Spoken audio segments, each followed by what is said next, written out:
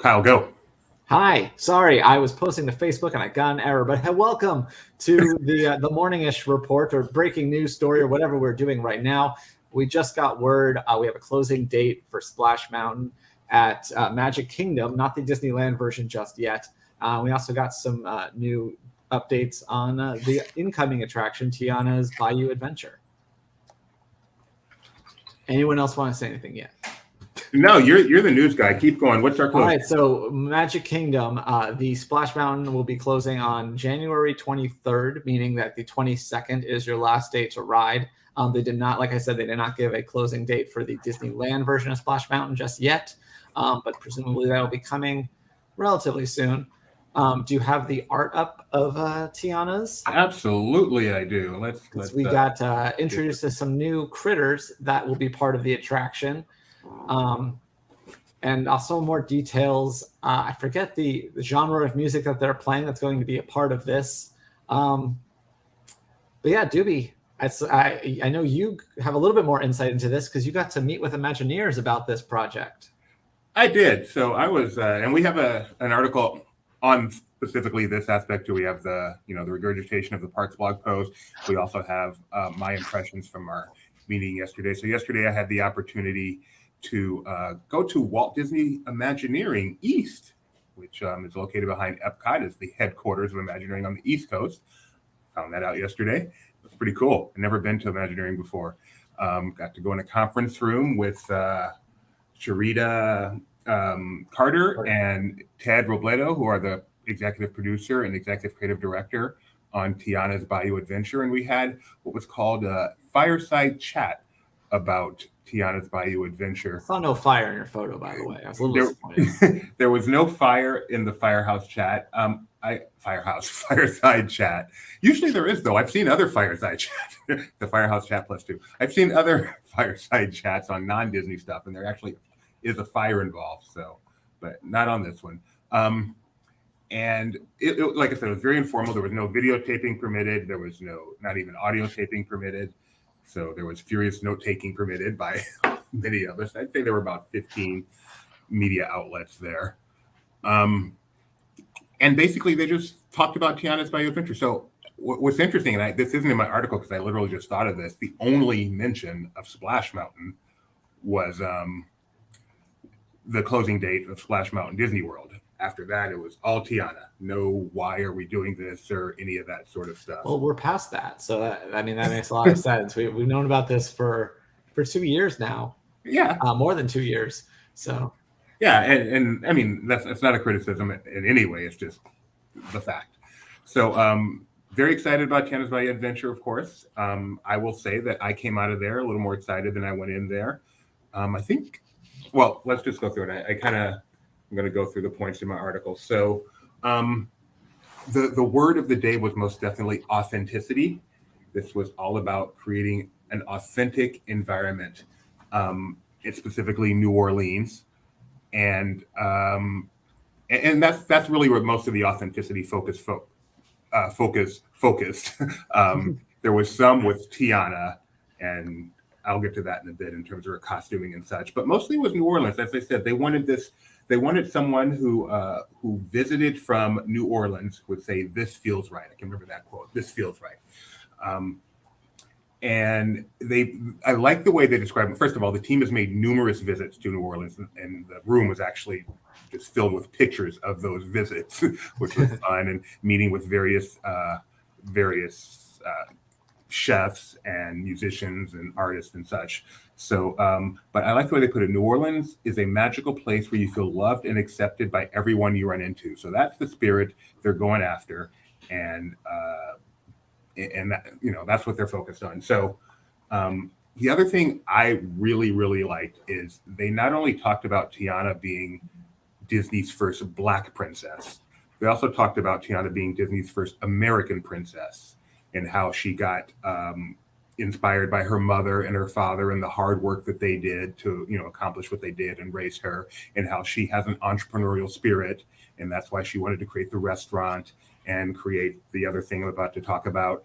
And so, I'm glad they've embraced not only the one Disney first, but the other, because the American spirit.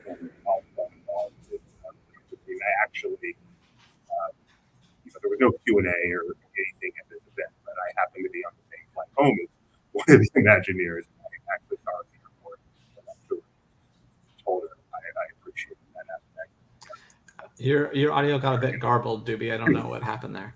Okay, I forgot to switch to Wi-Fi. That worked great. You are clearer now. Okay, so I saw one of the Imagineers in the airport, and just went up to her and said, I'm not going to bug you, but I really like that you focused also on the American aspect and the entrepreneurial aspect. Because I'm a American entrepreneur, having founded Laughing Place, and so I really just let her know that little bit of feedback. So anyway, so this is not a retelling. Again, I'm going through the stuff because it's not a retelling of the movie. This takes place 1 year after the movie. Tiana has founded something called Tiana's Foods, which is her opportunity to give back to the community, to bring.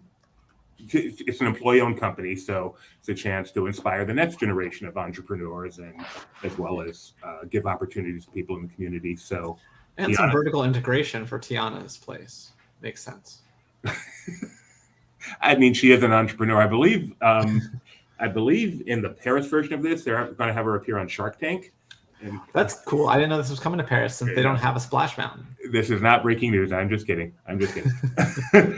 So Tiana's Foods, and I love the way they said, I don't remember the quote by any means, but in effect, we've heard you guys talking about how there are no mountains in New Orleans, and we gotcha.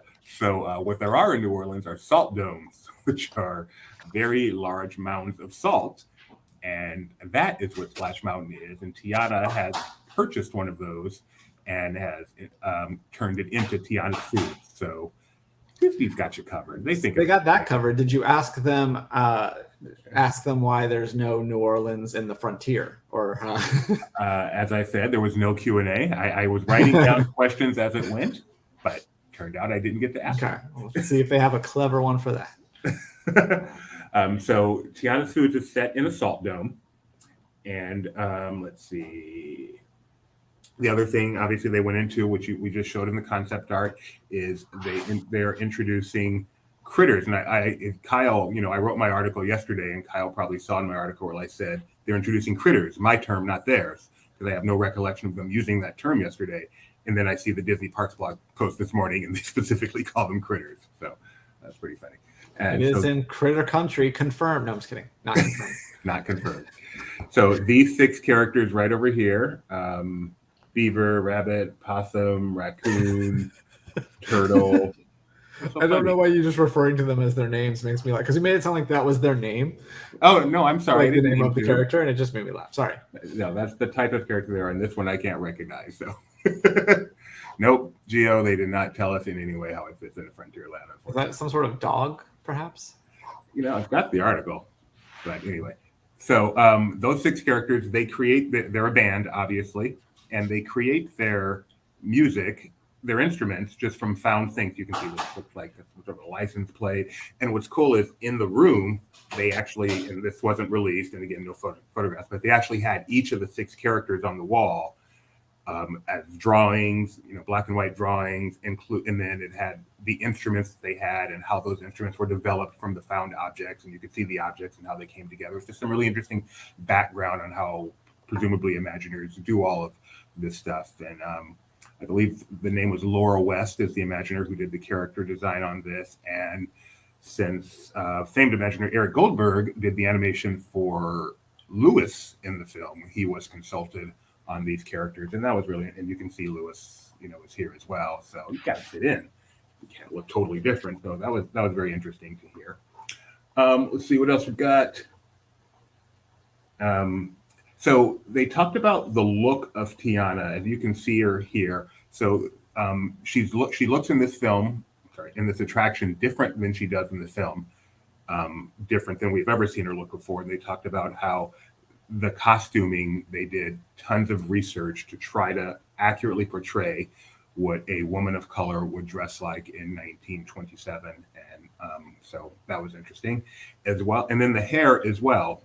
They wanted to make sure that the hairstyle, as well as just the look and the texture, would match a woman of color in 1927. And Ted, the Imagineer, Ted Robledo, who is not, I should say, since I was there and I got to see him, and it is relevant to an attraction like this that the female Imagineer, goodness to me, I'm so bad with names. Sharita, I'm bad with names. Sharita is black, and Ted Robledo is not.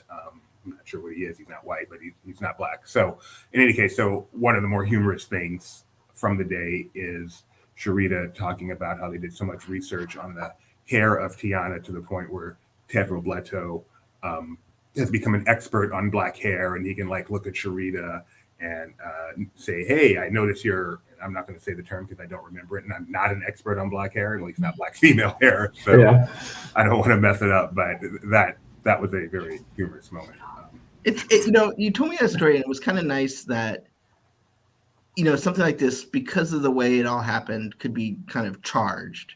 It was nice that this sort of just became a project on its own without having that baggage. Yes. At least in that tone. It's just a good, hopefully a good attraction that's based on a popular film without, it needing to be, unfun and where people are walking on eggshells because they don't want to step on some toes. Totally. And that's what you want. I mean, you understand the background to this attraction, and you understand the importance of Princess Tiana, but ultimately people are coming to the park to have a good time. And if you just stay focused on that aspect, no one's going to have a good time. And, whatever importance you want to place on all that other stuff completely fails if people aren't having a good time and aren't coming to the attraction. So that's the baseline. Make a good attraction, have a good time, and then the rest can do whatever it has to do. This is my interpretation. This is not something they said. They did not talk about it other than what I'm specifically saying about the hair and the clothes and such. They did not talk about importance or context. They certainly didn't talk about issues with Splash or anything like that. That was not at all the focus. This was getting people excited about this attraction. One of the things, speaking of excited, that I was really excited about, and this isn't new because I was at the D23 Expo, but they did once again show a better version of the concept art, which we just had to take a picture of on the wall at the expo, and how the attraction really transforms at night. And this is a beautiful sight. If it looks anything like this in real life, that's going to be spectacular. So this picture again is from the D23 Expo display. And that, is about a half hour long. Oh, I'm sorry. All the voice talent will be back. They specifically mentioned Anika Noni Rose, who is Tiana, Jennifer Lewis, Mama Odie, Bruno Camps, who is Princess Naveen. Ooh, typo there, it says Princess. Prince Naveen, and Michael Leon Woolley, who is Lewis. I don't know if those are the only 4 characters in the attraction, or those are the only 4 they mentioned. So just want to be accurate on that. And that was pretty much it. Then they walked us over to ride Guardians of the Galaxy Holiday Edition. Very nice. What did you think of that? Well, real quick. The ride is still amazing. I have one rule with Christmas music: be recognizable. So I understand the issues with the music, but who cares? The ride is so great. Should have gone with I don't know what Christmas is, but Christmas time is here. Should have gone with the waitresses. That seems so perfect to me. Anyway, that's not what we're here to talk about. So that was it. If anyone out there has any questions, I don't think I forgot anything, but if you have any questions, it might jar something loose in my head. And back to you, Kyle. Yeah, to recap, the moral of the story is that the Magic Kingdom version of Splash Mountain will be closing on the 23rd to make way for Tiana's Bayou Adventure, which is still slated to open in late 2024. No closing date announced for the Disneyland version of Splash. And speaking of Splash, we are, this is what we do. We have a team. We're going to use them. So Jeremiah is at Splash Mountain right now, I believe. Is there a ticker there counting down to the closing date, Jeremiah? Correction, I'm at Splash Salt Hill. I'm sorry, Salt Dome. And and literally nobody here, much like me, has any concept of the closing date that was announced 15 minutes ago. Make a laughingplace.com sign. Get the word out there. Can we go a little inside LP for a second? So we when we have these things that are embargoed, we don't tell the whole team what's in it because and you could tell Jeremiah's frustration of not knowing what was going to happen, and it was funny because I was like, he would ask sort of a leading question, I'd be like, nope. But But now you know, Splash Mountain at Magic Kingdom is closing June 23rd. Yes, it's I'm right sorry, behind January me. 23rd. Yes. It closes January 22nd is its last day of operation. I hate that. They need to. Yeah. There must be a better way to determine. They should just say the last day of operation is. Yeah, they really should, because I know that that's already been a conversation I've been seeing popping up online. So yes, the concept art looks really nice. I appreciate the D23 that's part of the license plate. If nobody else picked that up, Wait, what was that? look at the license plate that the I think it's the raccoon is playing in the concept Yeah. art. Okay. Let's do that. Get a bigger version of this. Look at Jeremiah. Oh, yeah. Wow. Maybe we should have let you in on the embargo. I would have liked to have just been on the conversation that's already happened, because again, I caught the last 6 minutes of that, and Eric Goldberg's an animator, not an Imagineer. Did I say Imagineer? That was a speako. Because there would be no such thing as Imagineering Lewis and Princesses and Frogs. Well, now there is. Did they give any concept other than the basic concept art of what Louis is going to look like? Louis, I'm sorry. Well, he's in the concept art. Yeah, he's in the concept. Yeah, but is he? Did they say anything about his body form? Is he going to be one of the stiff animatronics or one of the more balloony animatronics? I'm hoping he's like one of those. Where it They looks did not. more fluid. While that specific terminology, stiff and balloony, was littered throughout Walt Disney Imagineering, it is not something they told us. Well, think of Ursula at the Little Mermaid attraction versus like some of the other animatronics. No, they did not tell us that. What they did, one thing I forgot to mention, they did show us a video. It was a computer-generated video, and it was basically a ride-through of this scene. And they did point out that, this is the reason they're not releasing it is it's very preliminary. Things could still change, and so that's why it's not being put out there. But it was cool to see just riding through this scene. There was no audio. We don't know what song the band was playing, but it was fun to see what it might look like. And they mostly showed us so they can just show the tools that they have at their disposal. They can put themselves in any seat and see what it looks like. So. How far in technology, that scene right? did you go? Was it just that opening part, Doobie, when you drop in, or was it around the corner where Louis is bobbing up and down and you see Louis Skeeter butt? It was my recollection. It was just this opening scene, no video. I could be wrong, but it was just sailing through here, and that was pretty much it. And then it repeated. And about the fourth time, I realized it was just repeating, so I stopped looking. Like, wow, this scene seems to be very long. You thought they were light magicking it? You're like, wow, is this Spacebound with all these lift hills? I think it's interesting that you can tell that people are really upset or finding out while you're out there because you keep hearing them scream as they get the I news. know, you're just like, ah! So Jeremiah, I know you're one of the more excited people I know of about this attraction. Based on the 5 minutes you've now heard, are you even more excited or seeing this concept art?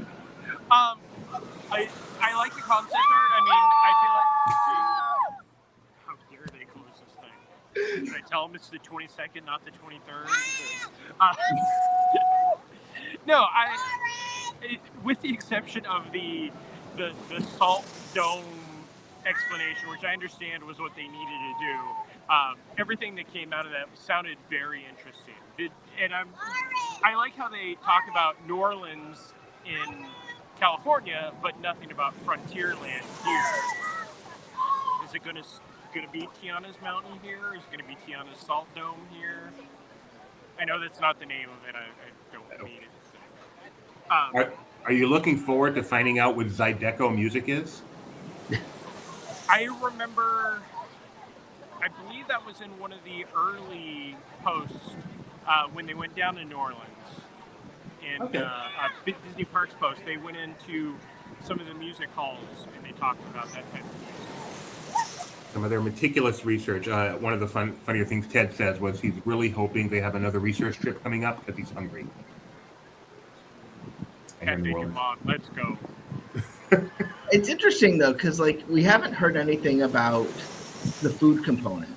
Like, I mean, not so much at Magic Kingdom, but with Hungry Bear right around the corner there, it seems natural that, and I mean, that's literally what her business is. Yeah, and it would have been interesting to hear about that, to hear any thoughts on renaming Critter Country, as some people have guessed, and how it fits in, or is New Orleans Square expanding? But no, no Q&A, unfortunately. Yeah, it was interesting. This has been, I would say, this is the first time they've done something exactly like this, where it's a sort of a private embargoed presentation, but not a Q&A, not a ask questions kind of interview thing. It's a different kind of way. I mean, that's not a bad thing. Just even when you say you give an announcement, there's always this. But what about Even the fireside chats of Walt Disney 2 had Q&As, right? They were mostly Q&As, right, Jeremiah? Yes, they were all Q&As. But those weren't about, closing this attraction. I will say, the one question I wrote down, and I just wanted to hear them speak about, is with the focus on authenticity. I mean, they want to recreate New Orleans, which I understand is a real place, but Disney, is about fantasy. For the most part, even when they recreate real places, they turn them into the idealized magical fantasy place. And so I just found it interesting that they're so focused on making this seem real. And I just would like to get their thoughts on that. And I'm sure I will. I mean, it's authentic to a point. I mean, I've been to New Orleans. I did not see singing or playing alligator. Well, you haven't been there in the 1920s, though, so. Touche. But, I mean, that was one of the things that I thought, New Orleans Square, I think, is perhaps one of the best themed, sort of detailed areas of Disneyland. And so, I don't know, it's a fine line. I know. I'm sure they have an answer ready. If you ask questions, you can get the answer, even when you know the answer. No one knows more than this woman how little sleep I've had over the past 48 hours. There's slack for that. I'm wondering, have they done anything different on a Parks blog post? Has there been any other information that wasn't released to us? We have the Parks, but we had that. So I think that's where a lot of our stuff's coming from. It's really more of just, I think this was a get excited about this attraction to focus on this attraction and not get focused on proposing Splash. Is kind of the way I feel this rollout is. Which is good, because as Kyle said, the whole Splash thing, they've been through it. It's done. Time to move on. You have to give the date, but let's really focus on. And thank you for the date, by the way, Disney. They didn't have to give a date. They could have just closed it one day. So thanks for giving us, a month's notice, 3 months. One thing I think is interesting on the date is we have the Disney World date. We don't have the Disneyland date, but they're both supposed to open the same year in 2024. So. Oh, they want to make sure, people can jump from coast to coast to do the last day. So how does this stuff work when they're constructing? I mean, will they be constructed in tandem? Will they just finish one and leave it and then move on to the other? Well, it's not the same person. I mean, the construction teams will be separate, but this is why we don't tell you stuff, Jeremiah. I'm speaking for the people. That was him, not me. People. You're that laughing. was him talking back, not me. No, I'm not talking back. I'm giving the answer. It's. So, the producer will hop and, Charita will be going back and forth, and, the key sort of approvals will be going back and forth. But, they have artisans that will work locally that will create the vision. It's not the first time. I mean, they don't typically do this sort of thing in tandem, but they have. And sometimes they do things that are kind of built together, but are somewhat tied to each other. Like Nemo's Submarine Voyage was being built at the same time as not different attractions, but they shared experiences. So, well, I also appreciate that the concept art is Magic Kingdom specific. It's the 2-seat log. That is true. So I wonder there's going to be all these like rare rabbits for sale at like Disney auctions that are like. If I had to guess, I'd say Disneyland's will probably close after Toontown reopens or around that time. So only a couple months different. It's a slightly shorter timeline, but that could still gives them, even if they did have to open it 2 months later than Walt Disney World, that still gives them their, you can still make that late 2024 on both coasts. And Disneyland is smaller than Walt Disney World, so it takes less time. If I can talk about one more aspect, and cut me off, man, if I shouldn't, but I think I'm fine here. One more aspect of the experience yesterday, walking to Guardians of the Galaxy. So obviously we're backstage. I'm, svelte now, so I'm walking fast, and I'm up with the Disney guy. Most of the people are behind, so I'm just talking to him. He is an Imagineer who worked on Guardians, and I've been backstage many times, but I haven't been backstage since Guardians opened. First of all, that building is large. Yes. Large. They installed this huge bridge with like a 17-foot clearance, which must, just cause all kinds of problems for cranes and stuff now that it used to have to worry about that. But it was cool seeing how large that building is, seeing how small the energy building is on its own, and the fact that the whole energy attraction fit in there, that there was no show building for that. And then they just put on this entire planet attached to it. And it's really cool. You can actually hear the screams from outside the building. You can hear guests screaming inside, which is really fun. They were screaming about Splash closing already? Yeah, it was terrifying. No, so that was really fun. Just whenever you get to go backstage and see stuff you haven't seen before. Also, and I feel really dumb for this, but I saw that. I'm like, what's that show building? Oh, that must be Space 220. No, please. When we were driving in, I'm like, that must be Space 220 because I haven't seen that before.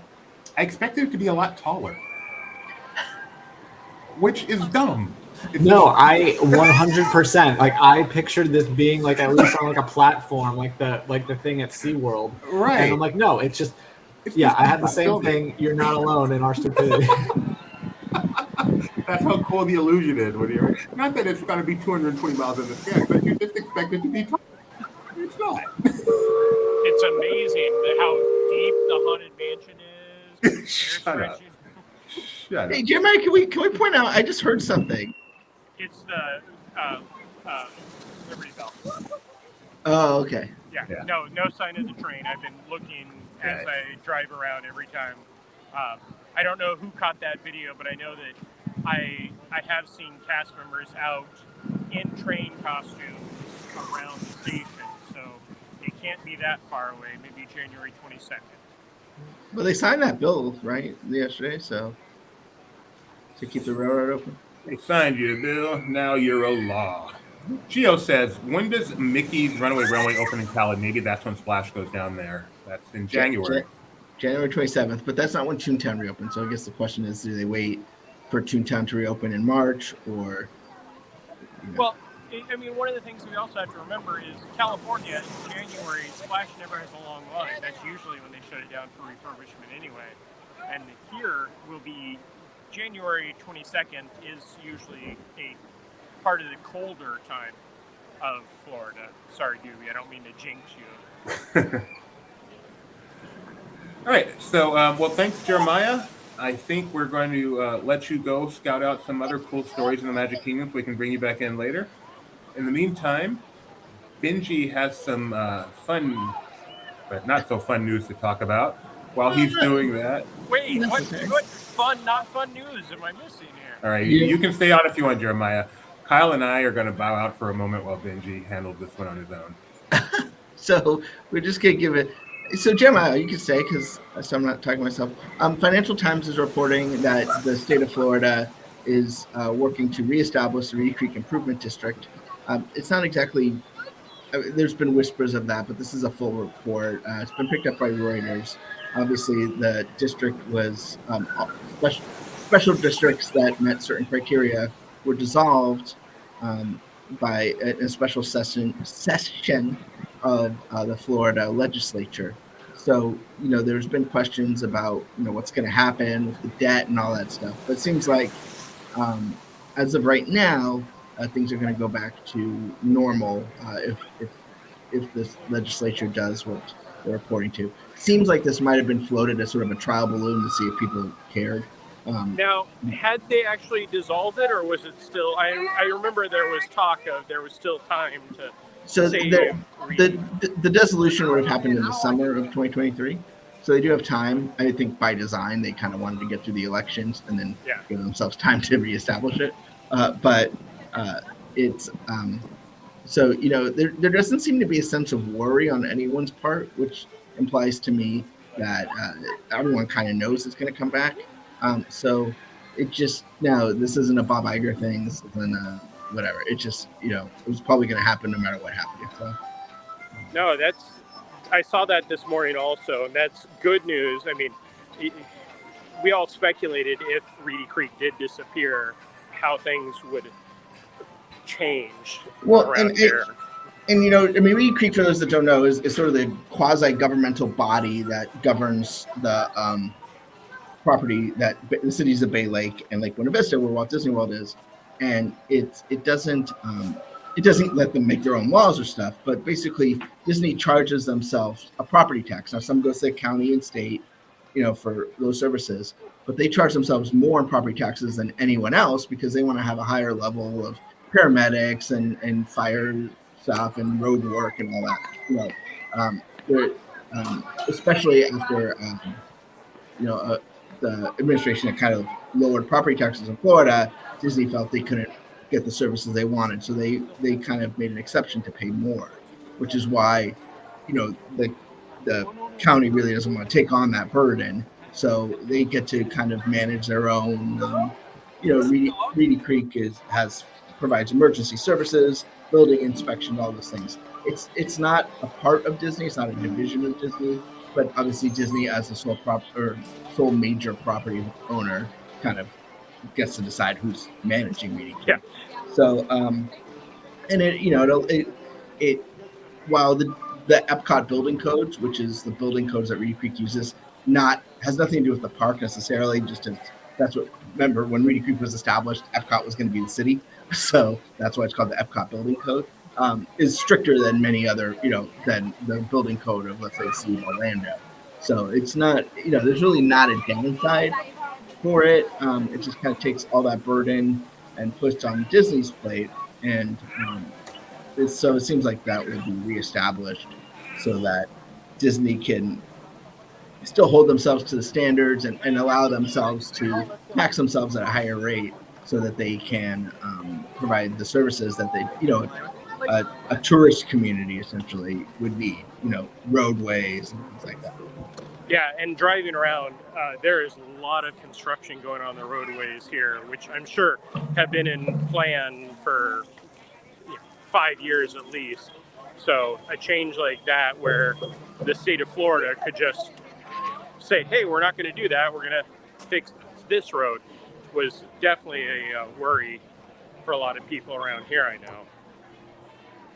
Before we let Jeremiah go, I know there was some huge news yesterday while I was on the road that I missed, and Jeremiah is a huge fan of this huge news. So, Jeremiah, can you just talk a little bit about how excited you are for the Indiana Jones, for how excited you are seeing Indiana Jones and the Dial of Destiny trailer?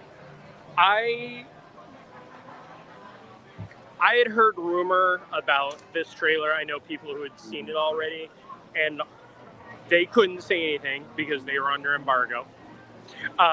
And seeing it, you get chills hearing the music. And then one of the things that I was most impressed with is the de-aging process that they do. Like, we've definitely had some conversations about some of the stills that don't come across that well with Harrison Ford, but the overall trailer is amazing. I've heard, people say the Dial of Destiny is a time travel tool, so that's why we see different time periods. Maybe Indy is quantum leaping through himself. I personally hope that with all the underwater stuff we're seeing Atlantis, that's what I've been waiting for. What's funny is we talked about it yesterday, but the email I got from Disney, in sort of the metadata, it says, watch the new trailer for Indiana Jones and title placeholder. Can we just start calling it title placeholder? So, like I said, I was out. So this was a reveal that this is the title of this. That must have been such a big deal. This was from German Comic-Con, am I correct? Brazil. Okay, yeah, German would have been some huge irony for Indiana Jones. So I'm guessing next year, Benji and I are going to go to Brazil Comic Con. You know, the Brazilians invade America in a good way at Walt Disney World all the time. I think you guys need to go there with your giant flags. Ole, ole. Hey, ole, ole. No, that and Guardians 3 trailer, which the Guardians 3 trailer, I feel like takes a more somber tone than the previous two films in their trailer, but that's one that I can't wait for either. And then Ant-Man and Quantumania, which wasn't so much a trailer as it was just kind of a recap of the previous Ant-Man story with a little bit of new footage. One of the things that I did after I saw this trailer for Guardians 3 was I took a deep dive into Adam Warlock's backstory. Benji, I don't know how well you know Adam's backstory, but it was about 5 pages that I just stopped reading halfway through. But I am looking forward to him on Counter-Earth, which is probably what we are looking at right there. I just want Cosmo. I just want them to make a Brazil pavilion at Epcot and put it next to Germany so that I can have an excuse for Doobie confusing those two. I thought it said Germany when I saw it in black. Please forgive me. I don't travel as much as you guys. I am not as good at. But you know that South America isn't near Europe, right? At staying in tune with what's going on when I travel. I'm so glad I have my gimbal right now. How hard I'm laughing. I will do better next time. I did get pictures of stuff, so give me some credit for that. I'm going to ask Doobie the question I've been asking other people. Indiana Jones, Ant-Man and the Wasp, Quantumania, and Guardians of the Galaxy Volume 3. Rank your excitement. Quantumania, far and away. Ant-Man is about the only Marvel stuff I still get excited about because it feels like, it feels like it's a different genre. It's comedy, and then here's Guardians of the Galaxy. But I don't know. Guardians just doesn't resonate with me for some reason, except when he says cake and toast. And then Guardians, and I have no affinity for Indiana Jones. And then after the last movie, I have negative affinity for Indiana Jones. So, You're getting the mic posed right now, dude. You know, it's the same movie without Indiana Jones in it. Raiders of the Lost Ark. I do. Everybody yesterday was saying how excited they were for the Indy 5 trailer. And then I said, yeah, I remember how excited we were for Indy 4 trailer also. But then one of my good friends pointed out that, well, the last one we knew Shai was in, so we had to drop our expectations anyway. No. Indy 4 was when I got excited. I'm like, I'm going to become an Indy fan. I'm going to be there opening day. Indy. And they let me down. So, have you watched the first 3, especially the third? I've seen all 3. 3 is fun. It's great, but no particular affinity. Can I ask you a parks question tied to this? Do we expect, I mean, obviously you have 2 attractions, one on each coast. You have the stunt show and Temple of the Forbidden Eye. Do we expect there to be sort of like an indie increased presence when this movie is released? There's going to be a giant stunt show all through Adventureland that's going to cause no traffic backup. I really hope that the stunt show at Disney's Hollywood Studios gets some type of love. I mean, I'm not expecting a complete redo, but even just add in stunts from the other films. And where are you at now? Where am I at? Is that Jungle Cruise? Jungle Cruise? Sorry. That is Jungle Cruise. I mean, I could probably get us a ride on the Jingle Cruise if we wanted. I like that Jeremiah's shirt is a tribute to my favorite DCA 1.0 still existing attraction. I think that would be fun. I mean, I know we have someone else we're about to talk to, another subject, but maybe after that we could go back to Jeremiah and take a Jingle Cruise. I think that's a great idea. Fun thing. Yeah. Okay, why don't you get yourself in position for that, and Benji will introduce our next guest. Okay, I'm going to log off and I'll come back in a little bit. Okay. And I'm going to So bow on as Tony, well. Hello. how are you? Good. Excited. I want it to be tomorrow. I don't like rushing time forward usually, but I do in this instance. You need a dial of destiny to just... Yeah, I was gonna say time Is travel. that a bar of soap that does some wonderful things? No one. Everyone's just gonna use the same joke. Yeah, it's pretty bad. So we got some news. I'm gonna get the clip ready for you, but we've got so there's a special episode of Big City Greens. Special in that it's Christmas. Yes, they've done Christmas episodes in the past, and actually they've done a similar episode to what they're doing, but now they're doing them together. In prior seasons, the Green family, Bill had a bit of an addiction to a farm simulator video game, and they all had to go in the game and save him. This year, much like a game console itself, we are vastly jumping forward, and Cricket is apparently stuck with Remy. We don't know. They kind of teased it at New York Comic Con, but today we actually got the actual opening theme for the series. As you can see, they're putting on their goggles and they're going to jump into the game and share some Christmas traditions in the VR realm. I'm just excited, stupid excited to be candid, for the animation in this. It's completely done in the same way that they do video games, using the same hardware, the same software. I'm excited. It's going to be awesome. So we got the exclusive premiere of the theme song on Laughing Place. So it's virtually Christmas. So it's taking the fun of the virtual episodes, adding a little bit of jingle bells, and here we go. It's for some reason, Cricket's back at Remy's. I'm hoping we'll figure that out because we've been off the show for a little while now. It's been on a brief hiatus, but Cricket is back at Remy's, out of the country. I'm guessing maybe this is a standalone. I don't know, but he's there. They get snowed in, and they use the VR headsets to connect with the family and share their traditions again.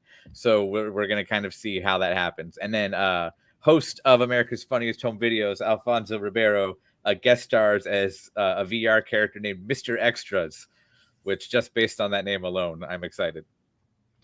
And so, Big City Greens came back, a couple months ago? Yeah. And how are you? You've been a big fan. How have you thought of this season so far? I honestly, when they did their mid-season hiatus and they kind of left it with the cliffhanger that they were going to go back to the country, and they did. Now we're back in the country, and I like where it's going, because I think inevitably, especially after talking with the creators, the theme is really you can't go home again, and they're going to end up back in Big City. I don't know how they're going to get there, when they're going to come to that conclusion, but I like seeing their roots and seeing how much they've grown as characters compared to just the simple farm life. So, who sings the theme song? I don't know who sings it. I'm assuming them, the Houghtons. So I'm gonna ask you a Disney animation question. Okay. Because you are our resident TV animation expert. I've got the pencil to prove it. And right now, so I'm gonna go. We have Big City Greens. We have Hamster and Gretel, and we have Ghost and Molly McGee. Yep. Rank them. Rank those three. Mm-hmm. Sorry, Dan. Big City Greens, Ghost, Molly McGee, Hamster and Gretel. Fair enough. Of those three, there's one you're missing that's still technically on air. Well, I'm not going to count Owl House because it's really on air. But yeah. So, and then, so I'm going to let DB do his thing with the clip. Yeah, we've been showing the clip without audio, which we usually do for trailers and stuff because everyone's seen it. But since this is an exclusive preview, let's all watch it with audio. Outpost Infinity, here we come.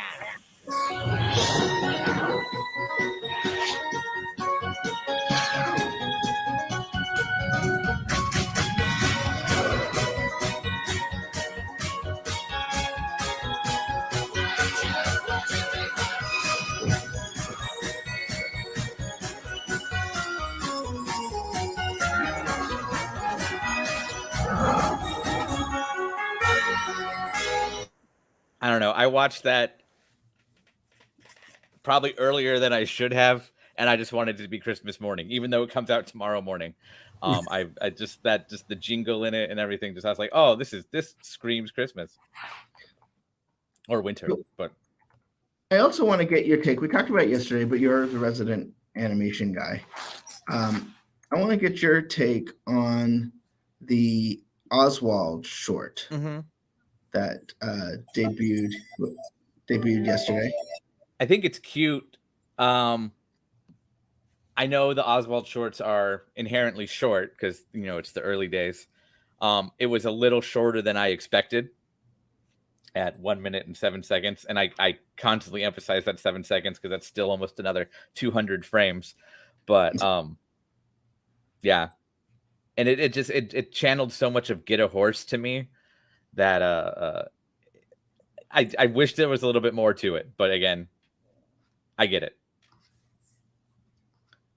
Are they creating new Oswald shorts to make up for the ones that are hitting the public domain? I don't know. Part of me also wonders if they're doing this just to kind of in some way renew it, to keep him from going further into the public domain. Yeah, it was interesting. Like, I mean, I guess I just didn't know what the business case was for it. Like, I can't imagine putting it on YouTube is, the most. Is it on Disney Plus? I've only seen it on YouTube. Yeah, I haven't seen it anywhere else. Yeah, I think this is the only place it is, as far as I know. If it were on Disney Plus, it'd have 4 minutes of credits anyway. Right. Yeah. What's a way to make it feel longer? But there's no vocalization, right? So it doesn't need. No, I do like that how it's got like the kind of almost like the in theater piano playing kind of. I do like it goes back to that's the most Oswald part right there to me. That just the crowd turning and like the very repetitive wah, wah, wah, wah, wah noise or look.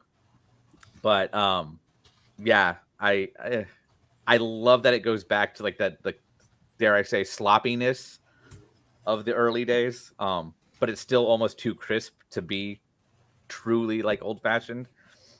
But yeah. Well, it looks like Jeremiah's ready again. So thank you, Tony. Yep. Hi, Jeremiah. And by Jeremiah's ready again he's in queue. But I do have a safari sack. So you get soaking wet on Jungle Cruise, famously. So definitely need that. Do you not recycle? How does that work? Hang on, I have to be safe here. Please be safe. There you go. Okay. I hope you get a good skipper. I tried. I may not. Oh. Well, now I feel bad for whoever we're gonna see. I know.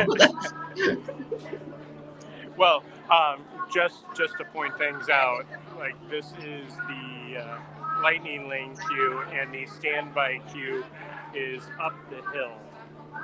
What's the wait time today? I did not. If only there were a site that we could go to find such information. I know. Let me find out. Or perhaps even a 24-hour streaming channel that might present such information from time to time. Jingle Cruise is 55 minutes with Genie Plus sold out for the day. Wow. People love that overlay. Yeah, I feel like that is not accurate. I know when I was kind of waiting, I saw probably 5 boats with VIP guides getting off with full tours. So the hippopotamuses. Thank you. Well, that when you have like a bunch of VIP tours filled with them, that does sort of impact your efficiency and bump up the wait time. I saw 3 boats almost in a row step off with the VIP, and everybody on the boat was one of the tours. So that definitely impacts it. And it's not even like the VIP tour guide, it was the actual the park tour. I'm not sure what it's called anymore here. Oh, like Backstage Magic or something? Yeah. How many so all the plexiglass is gone, right? Correct. Yeah, it is completely back to normal here. I mean, other than, for your own safety. And Safari it's stacks. the website says it's about 75 degrees. Does that seem about right? Yeah, it's actually pretty nice. I put on jeans, expecting it to be a little bit chillier. It's warming up, but it's very nice. We should really start to move pretty quickly. It looks like they're unloading 2 boats at a time, so we may actually end up with a really good skipper at some point. Eventually. If you miss your step and hit the dock, please watch your language. There are children present. They may turn around and say something twice as bad right back to you. I really miss the Jingle Cruise in California. And I know I could get in trouble for saying this, but the Jingle Cruise here just is kind of like it's there, where California had the props and everything in the water and the hippos with the wreaths around them. Here it's, a couple of strings of garland and funny jokes. Oh, so they updated it with funny tips. Huh? That's new. We can do a story. Let's see who we get first. But yeah, it is a busy day here. Today is a party day, so I'm sure if you look at some of the wait times for the rest of the park, it'll be lower. Because often on the party days, the guests go to some other park and then come here. Yeah, so I'll go to Hollywood Studios just to get an idea. Slinky Dog Dash 80, Tower of Terror 80. It's still pretty busy over there. So apparently it was just nice on the day that 2B was there, where he showed the wait times from yesterday at Epcot, and they were wonderful. Let's see what Epcot is. By the way, you can find all these wait times on Laugh-In Place, or if you go to laughinplace.com/TV, you can just keep that on in the background, and we'll provide you with wait time updates and news and throwback videos and all sorts of other fun stuff. Soren's about an hour, Ratatouille 7 minutes. It's pretty busy to me. Yeah, 2 days ago, it was beautiful in Epcot. Like, everything was a 5-minute wait.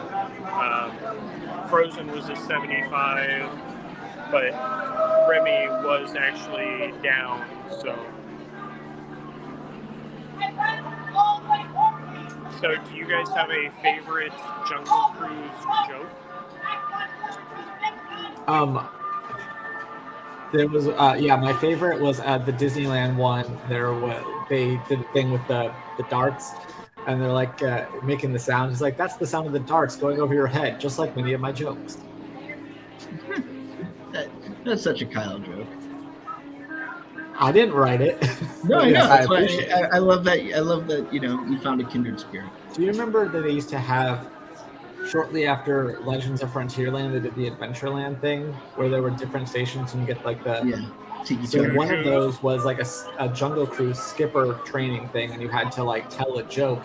So I wrote one about how I was going through the jungle with Dr. Jones, and I wrote a letter to the idol, and I wrote, Tamara, I love ya, Tamara.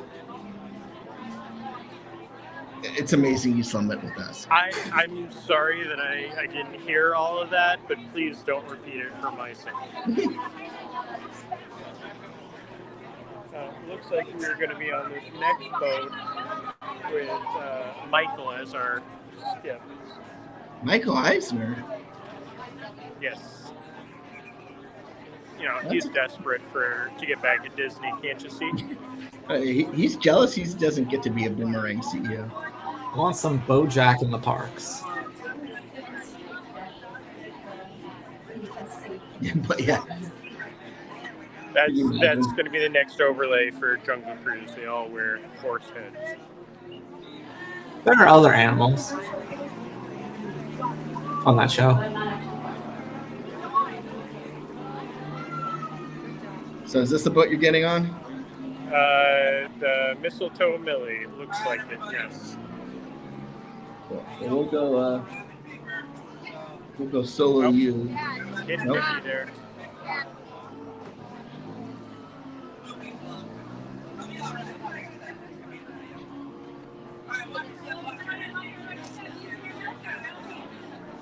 I'm now in trouble. I'm supposed to use the handrail. Well, we can go away from you for a second, and then. Oh no, I just have to remove my hand from the strap. Did they still touch your elbow at Disneyland, or did that go away with I COVID? think that went away. I don't But isn't remember the last time I was there. Safety is the first key. No, the keys, there is no specific order for the keys now. It's all... Yeah. Or I may not be on this one.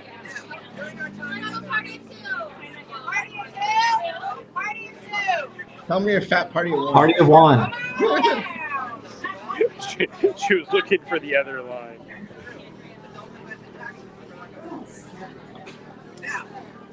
Looks like we will be on the ADA boat. Ooh. You want to look at these statues while we wait for him to actually get on board, Benji? What statues? Look in StreamYard. Oh. Yeah, those statues are weird. Oh, that's cool. Kind of related. These are in the Lost River Delta. We're about to get on the world famous Jungle River cruise. So. I can figure out how to get it. But yeah, so I'll start it while you pull it up. Disney Sea is also celebrating the release of Avatar: The Blue One coming up, and they added some statues, presumably temporary. This is over in the Lost River Delta area of Tokyo Disney Sea. They also have some specialty food and beverage items that we have a separate article about elsewhere. But yeah, kind of interesting that they plopped these in. So I guess Pandora is part of right next to Indiana Jones, or thereabouts. Yeah, and here's some other. These plates look like they're from a third grade birthday party. They really do. I don't know if those are official or if that was just to set the mood. But of course, I like the crunchy noise. Welcome aboard. Watch your head. Watch your step. Please use that hammer. You can sit over here right by my stinky shoe, and you can sit over here right by my smelly shoe. Excellent. Yeah, my friend's gonna come all the way down. That's right, all the way down. I promise I showered within the past 3 weeks. I do hope you all realize what you got yourselves into. It's called a boat. B-O-T-E. Yeah, you spell it B-O-E-T, that's Boa, and I don't speak Italian. All right, looks like all our victims are on board. Did I say victims? I mean victims. So with that being said, let's go ahead and talk about safety. For safety, please remain seated at all times with your hands on seated legs inside the boat. And parents, please keep it on your kids. They're your problem, not mine. With that being said, I think we're just about clear. Now go ahead and wave goodbye to all the nice people on the dock. Don't be rude, wave goodbye to all the naughty ones as well. Bye, kids! Santa knows what you did! It's in the crate? What's in the crate? Ah! Thank you. All right, well, welcome aboard the world famous Jingle Cruise. I'm your skipper, Skipper Chris Kringle. That's Skipper Chris with no L. And on this journey, I will be your skipper, your guide, your crocodile hunter, your tap dance instructor, and your red-nosed reindeer for the next 12 days and 8 crazy nights. First stop, we'll be here in the Amazon rainforest, where we usually have a very festive insect this time of year. Now, I'm not sure if they made it down or not, but let me go ahead and give them a call to see if they are. Bah! Bah! Bah! Okay, so the humbugs are not in season just yet, but they definitely will be when we get closer to Christmas. Over here, we're going to see Inspiration Falls. You may ask yourself, why is it called Inspiration Falls? Well, one that you stare at it, it inspires you to go. And sing Christmas carols, everyone! Jingle cruise, jingle all the way. Okay, so, how many of you is this the first time on the world famous Jingle Cruise? Hey! Me too. How many of you is this the last time on the world famous Jingle Cruise? Yeah, me too. But now we're entering the Congo River, where we ask ourselves how far we go. And right behind me, you're going to see our famous boat, bait, and bite shop. We're from all of them to all of you. They wish you a very Merry Fishmas, a Happy Veronica, and a very safe and healthy canoe year. And I think it's time for your very first present. That's right, you got gifts. It's going to be right behind me. It's a python in a dead tree. And it's so nice and wrapped in a nice big boa, too. All right, now we're going to go ahead and stop. What the? Oh, man, my relatives are in town. Yeah, I told them I'm going to make it this year. Yeah. Hi, guys. Hi, yeah. Totally non-embarrassing. Yeah, just doing nothing to me psychologically. Appreciate that. Well, we just entered the Nile River, which is the longest river in the world. It goes on for miles and miles and miles. And if you don't believe me, you're in denial. Disbelief. Denial. And oh, we have carolers. That was beautiful. Now sing Silent Night. Excellent. Oh, hi, Louise. Say now, Louise. Excellent. And for those of you that have seen the Jungle Cruise movie, here's our tribute to The Rock. Yeah, I don't like to take it for granted. But we just entered the African belt where we keep all of our reindeer. We have the long neck reindeer, the reindeer that kills Mufasa, the longhorned reindeer, the reindeer from Miracle on 34th Street. We can tell because it's still in black and white. And the reindeer that decided to rather be eaten by lions than talk to his extended family. Honestly, I get that. I really, really do. All right, so now it's going to be time for some Christmas dinner that's being prepared with all my good friends, Stuart Felix. He's been working on this all week, so I think we're all in for a real treat. Felix, no! I warned you about that. Oh, folks, I'm so sorry about this. Yeah, Stuart Felix forgot the most important rule in the jungle during the holidays. Never, ever make a fruitcake. It was just a knock to my nose. I did try to warn him that, and I think he got the point. In the end. La la la la la la la. Okay, now we're gonna see some Nile crocodiles. Everyone say ooh. Everyone say ah. Now everyone say their credit card information. Now the gonna be to the right over there. Her name is Ginger, but we can't phone Ginger Snaps.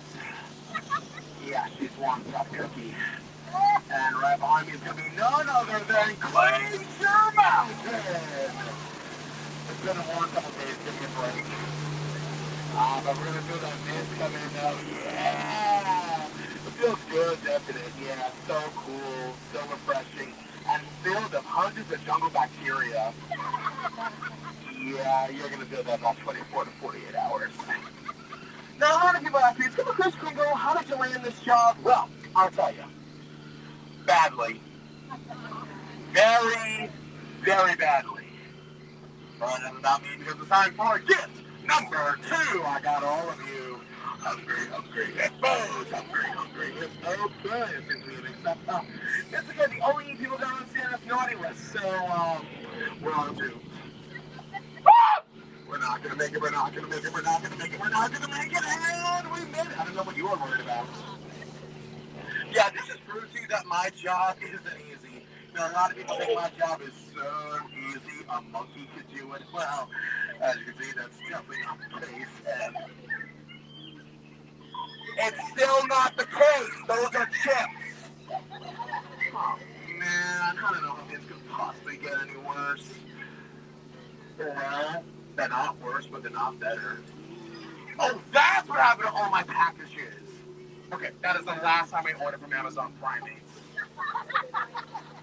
Oh, finally some good news, friends. We have come to the moment we have all been waiting for. Here it is. It is the one. The wonder of the holidays. The backside of eggnog. Woo! Woo! Eggnog, eggnog, eggnog, eggnog, eggnog, eggnog, eggnog, eggnog. Eggnog, eggnog, eggnog, eggnog. Eggnog! We're now entering Cambodia, where I have your final presents for you. Gift number 3 is going to be to my right. I got all of you a crock pot. Gift number 4 is going to be to my left. I got all of you a pair of Crocs. And right behind me we have the ancient Cambodian temple, but we have a problem. The temple right behind me has no windows and no doors, which gives us this chilling challenge. Come find a way out.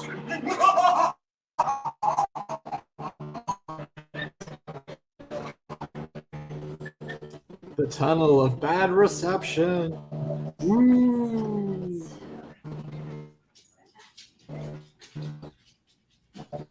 We'll see him through for a moment. Benji, this is your favorite ride, isn't it?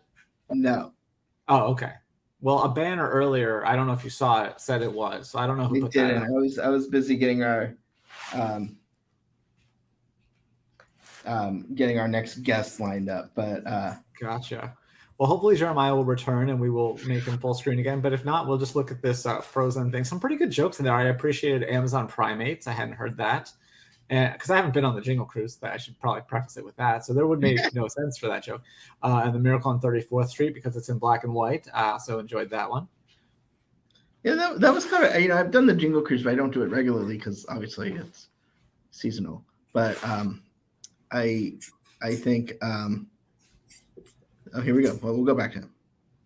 And please take all the photos you want. Just make sure that I'm not in them. My parents still think that I'm a doctor. I'm kidding. My parents are very, very, very proud. I think they all have the trunks on. We're live. No, isn't this cute? We have a baby playing under a full moon. Aww. Now, elephants are out to be mischievous creatures that can spray the boats, and whoa! As I was saying, elephants are out to be mischievous creatures that can spray the boats, and duck!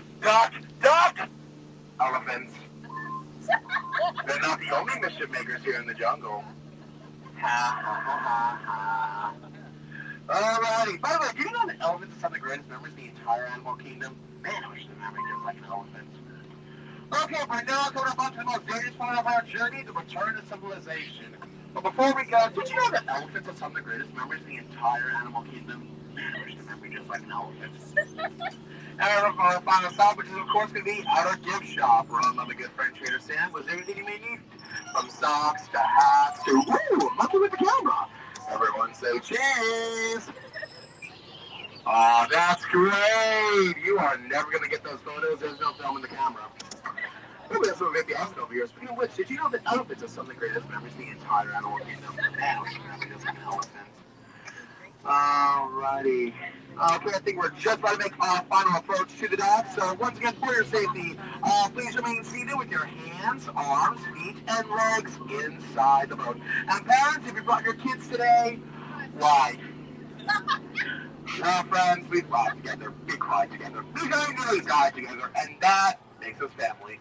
But like any family, 10 minutes inside the Magic Kingdom is way too much. So I am going to leave you all with one final poem that is near and dear to my heart, and it goes a little something like this. Roses are red, violets are blue. Not every poem has to rhyme. Get out. Thank you so much for that static video, please. I love it. Oh, by the way, did you get my good side? Did you get my good side? Ooh. Yeah, I always thought I had a face for radio. That was great, Jeremiah. Can I give you another request? No, it's off right now. Good skipper. I approve. So Jeremiah, you talked a lot about what's coming to Frontierland, but can we go to you? Can we go to Tomorrowland and do a People Mover update? As in ride the People Mover? Yes. Yes, I'll let you know. Okay, sounds good. Thanks, Okay. Jeremiah. Bye. So you want to talk about? Let's circle back to today. The reason this says breaking news, not the morning-ish report today. They announced this morning that Splash Mountain at the Magic Kingdom version will be closing January 23rd, meaning that your last day to ride is January 22nd. That will make way for Tiana's Bayou Adventure to open in late 2024. We don't have a closing date for the Disneyland version quite yet, and we got some new concept art for Tiana and some new details that we learned both in a Disney Parks blog post, as well as Doobie got to attend a fireside chat with a couple of Imagineers. So yeah, that's the big news. I think Doobie's going to pop back in and talk some more about it. Yeah, so, just to regurgitate what we talked about an hour ago on this show, I did get the opportunity to go to a fireside chat that had no fire. I was sitting beside someone, and it was a chat, if you consider me listening while they talk. There were about 15 media members there. And we got to hear from a couple of Imagineers, Sharita Carter and Ted Robleto, that is the producer and the creative director on Tiana's Bayou Adventure. I would like to prove I was actually there real quick. This is me right about 24 hours ago getting my picture taken with them in the concept art. This was the only recording of any sort available, this particular corner of the conference room. So everything I'm going to talk about is from my feverish note-taking during the event. It was very interesting. Took place at Walt Disney Imagineering behind Epcot, WDI East headquarters, in a nice conference room where they have some of those cool microphones hanging from the ceiling so they can pick up everyone. So professional. Nothing like I'm used to here at Laughing Place. All right, so what did we learn? Authenticity was the word of the day. Their goal is to recreate New Orleans, a place they have very much affinity for. As they put it, New Orleans is a magical place where you feel loved and accepted by everyone you run into. And they want people who are from New Orleans who come up there. People who are, sorry, just laughing at Gio. People who are from New Orleans and come there, they say, this feels right. So they really want to create the authenticity, not only of Tiana's experience in the 1920s, but also just of New Orleans in general. Let's see, they talked about, and like I mentioned earlier, this is something that I greatly appreciate as a American entrepreneur. They talk about how Tiana is not only Disney's first Black princess, she's also Disney's first American princess. And they want to celebrate that and talk about how she got her entrepreneurial spirit from her mother and father. And she is using it, of course, to create her restaurant and also to create Tiana's Foods, which is the setting for this attraction. So this attraction is not a retelling of the film. Takes place 1 year after the film. Tiana of course, has her restaurant and wants to give back to the community and maybe instill some of that entrepreneurial spirit in the next generation. So she's created an employee-owned company called Tiana's Foods, and that is the setting for this attraction. And Tiana's Foods is located in a salt dome because, as everyone has meticulously pointed out, there are no mountains in New Orleans, and there's no way WDI could make Splash Mountain somehow work in New Orleans. And WDI said, watch us. So there are salt domes in New Orleans, which are these tall domes of salt, hence their name, salt domes. And so Tiana has, what's so funny?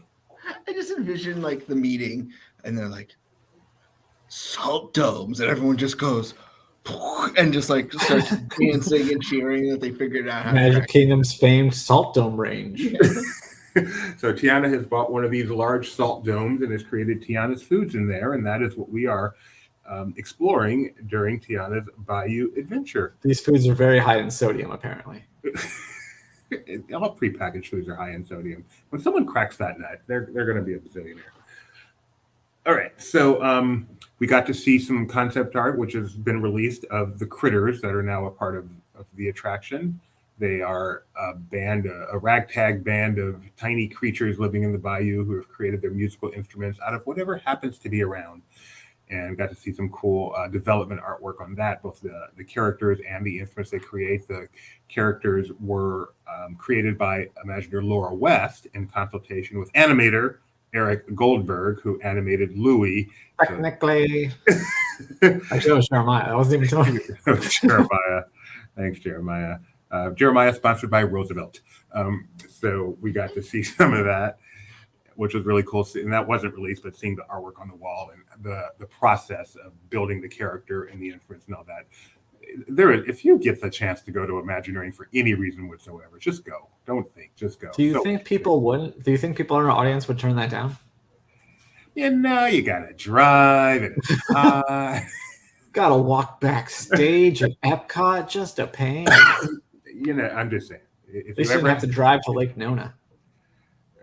Didn't ask that question either. There was no Q&A, by the way. So just the presentation, about a half hour long. So the other couple of things that I wanted to mention is, if we can go back and show, let me get this artwork up again. This is a new look for Tiana. Here, let's get the artwork even bigger. Let's focus on Tiana over here. This is a new look for her. They worked very hard, did a lot of research to get clothing for Tiana, a wardrobe, a style that is authentic to, as they put it, a woman of color in 1927. So it's a good look. It kind of reminds me of was it Porter? Was that in Tarzan, the father? Jane Porter or The father, yeah, the dad. Yeah, it kind of reminds me of that. So, and then also the hair. Obviously, Tiana is a woman of color. Black hair is different, and so they did a lot of time and research getting both the look, not only the style of it, but also just the look and the texture of it. And one of the more humorous moments from the event was when Sharita was talking to.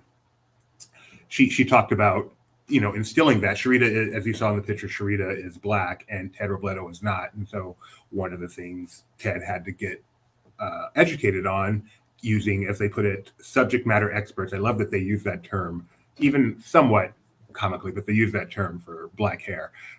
Subject matter experts, so he could learn about black hair and the different issues and such. And as Sharita said, he has become an expert on it to the point where he can look at her hair and say, "Oh, I see your," or like I said, I don't know black female hair, so I'm. Did he just watch the Chris Rock documentary, or was there? I think he watched the Michael Scott version of the. Never mind. So that was really interesting. Authenticity, as I said, was the word of the day. So in terms of New Orleans, in terms of Tiana, and yes, the musical creatures will be as authentic as any musical creature you have ever seen in your life. And that was the gist of it. 30 minutes of that, and then we got walked over to ride Guardians of the Galaxy Cosmic Rewind Holiday Edition, and that was about it. I know they probably didn't, but I'm going to ask anyway. Did they mention anything about the different, Splash Mountain is sort of famously different at Disneyland and Disney World. I mean, not just, aesthetically, but track-wise. They talk about, the challenge of basically having to create the same attraction in two different places with different show buildings. The only way you would even know that there are two different locations is the fact that when they showed a quick video computer ride through, they said, obviously this is the Magic Kingdom version because it was side-by-side seating, nothing whatsoever. No. On a scale of 1 to 10, can you give me your excitement on this attraction once before, just at it post-expo, and then, after your fireside experience? I would say post-expo, it was maybe a 6. I would bump it up to an 8 now. And honestly, I will give 2 reasons since you asked. One is, and they're related. One. Great timing on freezing. It's always how it works, right? Yeah. Anticipation. We're anticipating finding out about his anticipation. He's back. All right. Yeah. Number one. Number one is this was all about Tiana's Bayou Adventure. This was not in any way about Splash Mountain other than giving a closing date. This isn't about the problems of Splash Mountain. This isn't about righting the wrongs of the world. This was about we are excited to create this attraction based in New Orleans and based on this beloved princess. And 2 was the fact that they talked about the American spirit and how she's an American princess and the entrepreneurial that goes along with that. So, I come to a theme park to have fun, not to get taught. I realize issues get bigger.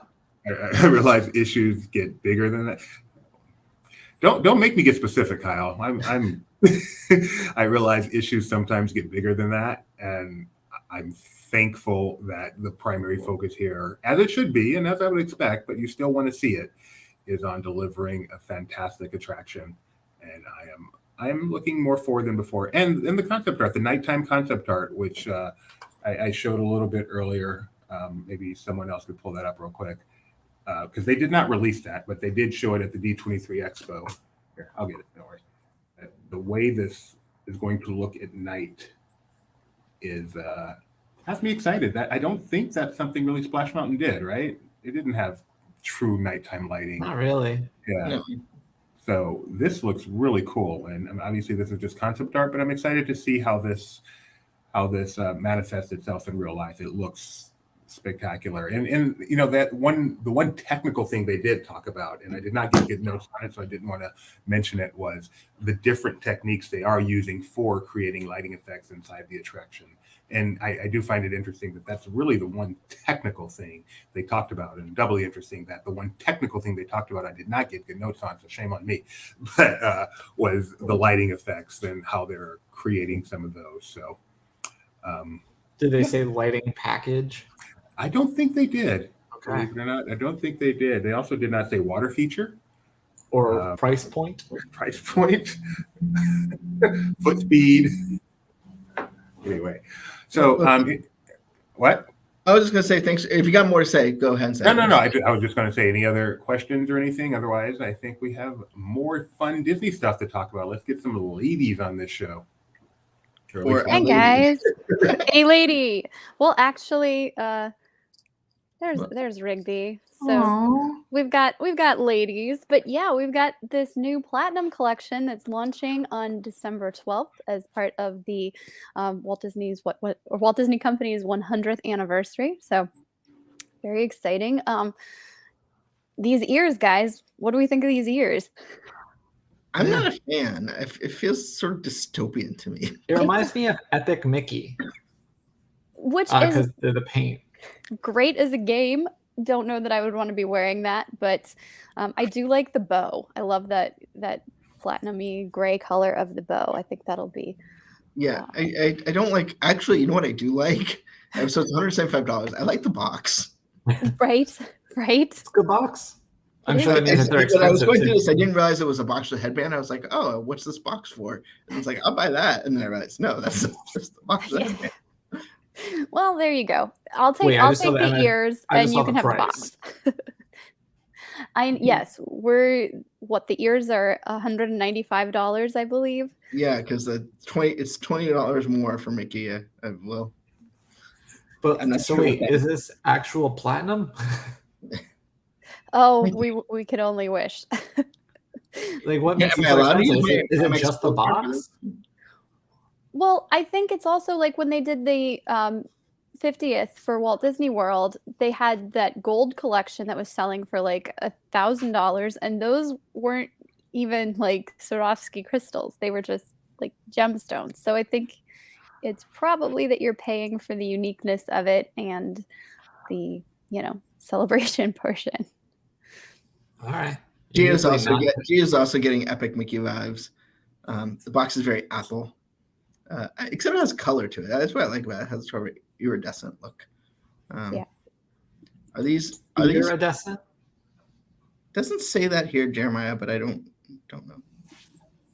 Yes. Oh, that would be, yeah. I'm not entirely sure. I'm sure we'll be getting more information as things get closer. But yeah, the boxes are nice. These are like better, and these are about a quarter. Yeah. Way better, way cheaper. Amazing. They remind me of Epcot in a way, which is perfect way to celebrate. And even the bow kind of gives me like Hollywood Studios vibes, or that the studio element of it. So kind of incorporating a lot of Disney very subtly in this look. And not only does the geometrics of the bow remind me of Hollywood Studios, but the 100 logo reminds me of the new Hollywood Studios logo too. Just that minimalist kind of thin, couple of letters pushed together. So yes, I totally see where you're at on both of those.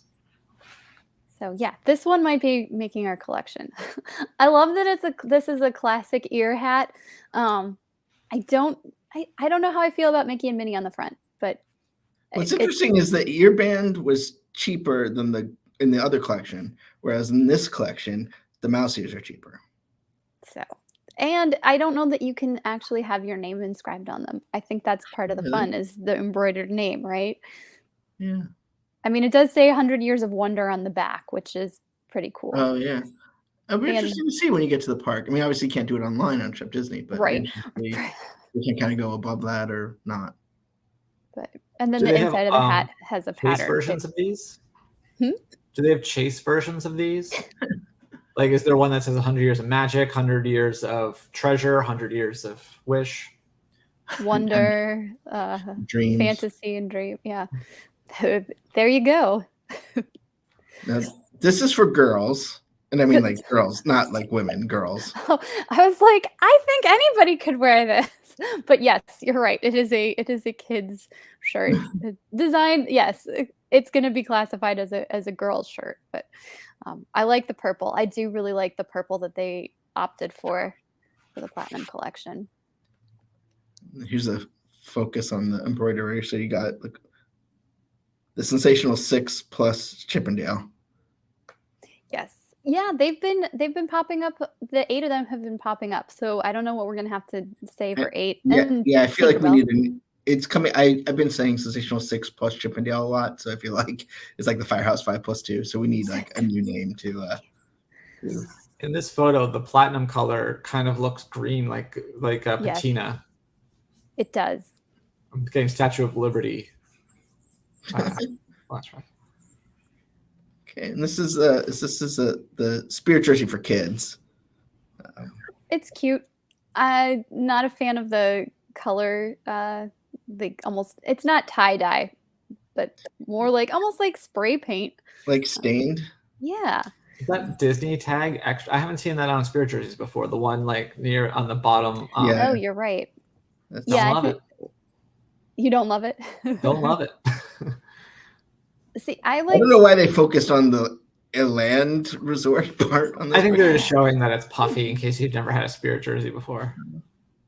It is pretty. The silver is pretty. Or the platinum. Do we call it platinum? Do we call it silver? It's pretty.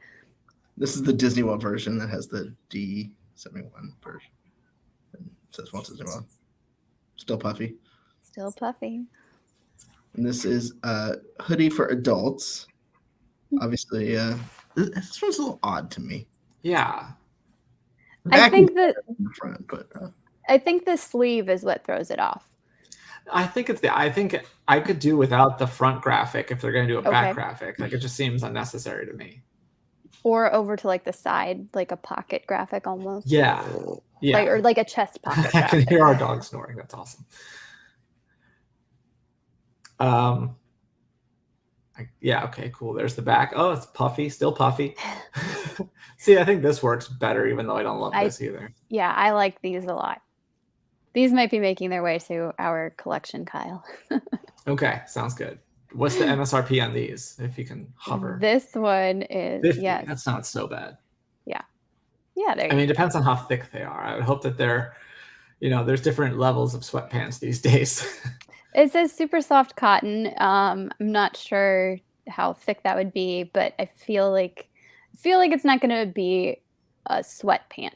It's a jogger, so it's going to be a lighter material. Is my guess.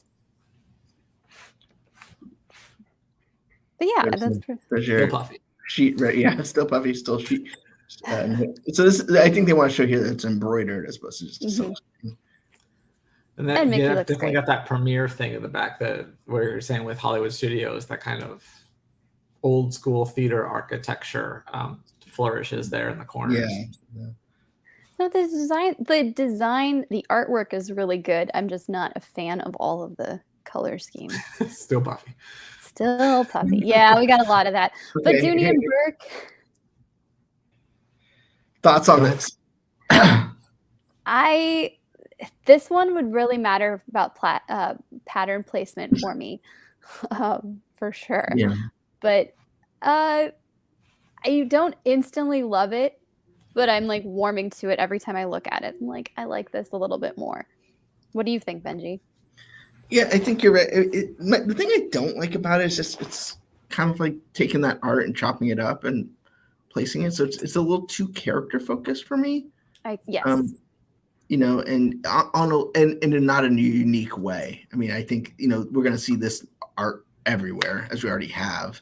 So just kind of having them on this, I don't know, maybe on a bigger bag than, a smaller one. But I mean, I like the tag actually. The tag is pretty. Yes. Yes. You could tell Benji's like a dog where he's like, I like the tag and the box and the things that you. I like the do not eat packets. That's right. Yeah, I think it is a little, well, like we were saying with the placement. Like this looks better. It's more fleshed out on the tote and on the crossbody than the satchel. And Loungefly, right? Got to have a Loungefly. That's actually a reasonable price though, compared to the ears and the this the ears. $78, which is yes, completely in line with the Loungefly mini backpacks. See now that waving at the camera. Oh, we're discussing things. Okay, I'm going to bring up Jeremiah real quick. Wasn't this why I came over here? No, but we didn't realize you were ready. This is why you're here. Did we see any train tracks right there? Yeah, the train tracks are right here. There they are. ah, ah. And now darkness. Hey, thanks, Jeremiah. That timing was perfect. That was great. Great timing. How do I get back here? What? Sorry, there we go. This is the back of the lounge. See, that looks way better to me than the ears themselves. Yes, I agree. I'm still not a huge fan, but I kind of like on the straps there. That's probably my favorite implementation of this drip design. Well, even the ears on the backpack I think look better than the ear headband. Yeah. Although it's kind of funny that the bag is basically just a silver bag, but that's a nice touch too with the branding on the back. Yes. Like no one's going to see it except for you, but if you're using it. That's true. Yeah, maybe you buy two so you can display it. No, you can just get a 360. You can buy two for almost the price of the ear hat. There you go. Yes. Yeah, Boring. they're into Starbucks and the Disney geometric patterns. I think the Christmas one we have right now is better than this. Kyle, I think you're right. Boring for the silver. The WDW 50 ones with the various colors was, well, yes, solid colors, but various versions of them. Like I think we had pink, purple, and blue were really pretty. This is just, eh.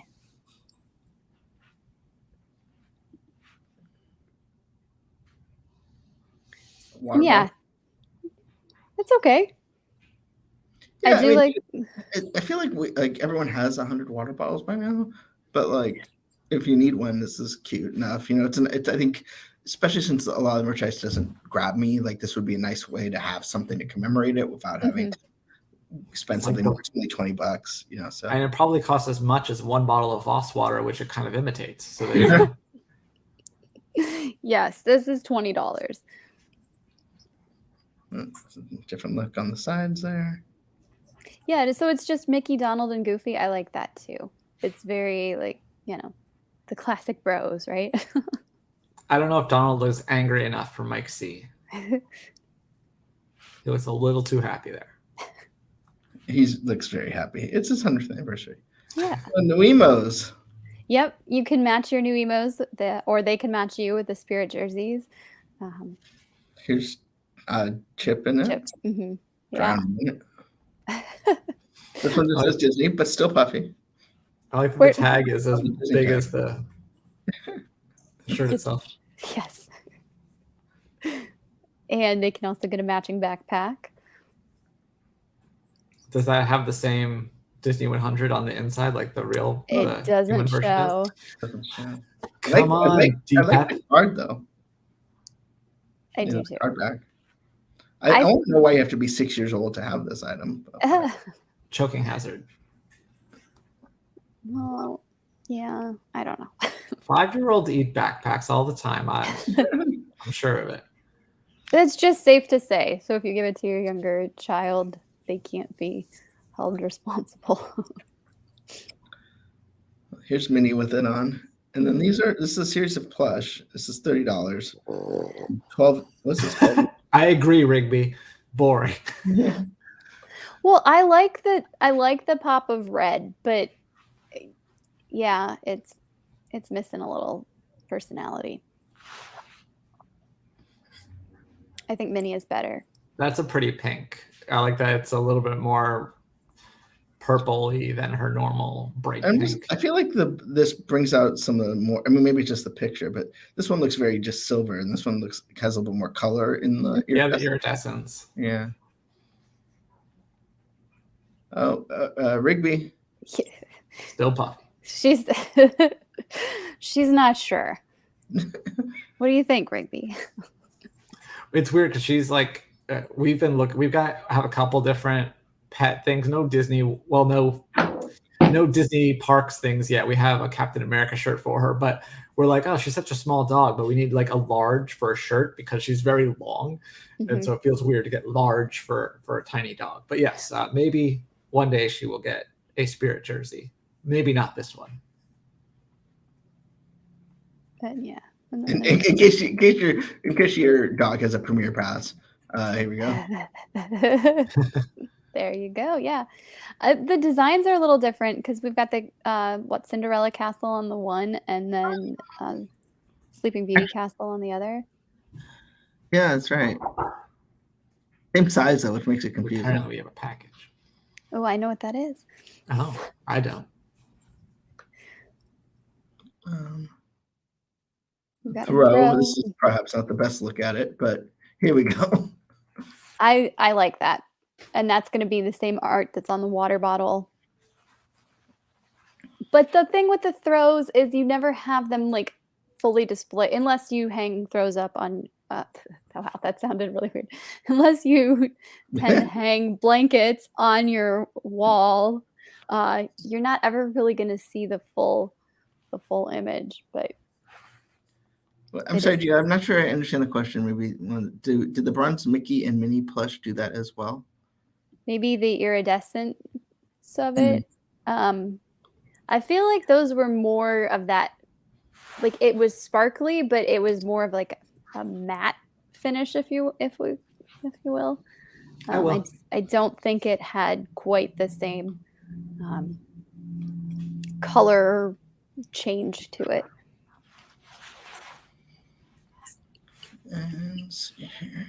Oh, this is my favorite thing, actually. I really like this because it conveys so much in something, small, and you can display it both ways.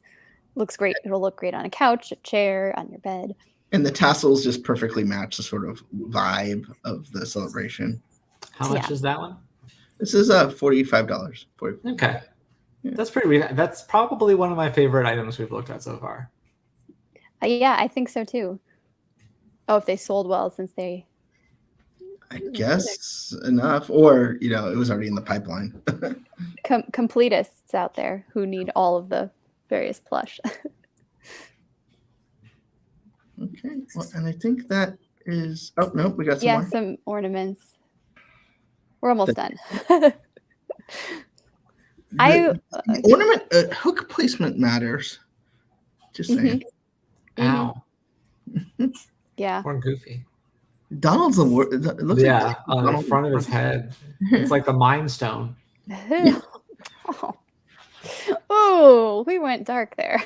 and this is sold as a set for $50. So, I think that'll be popular, and that will probably sell out quickly.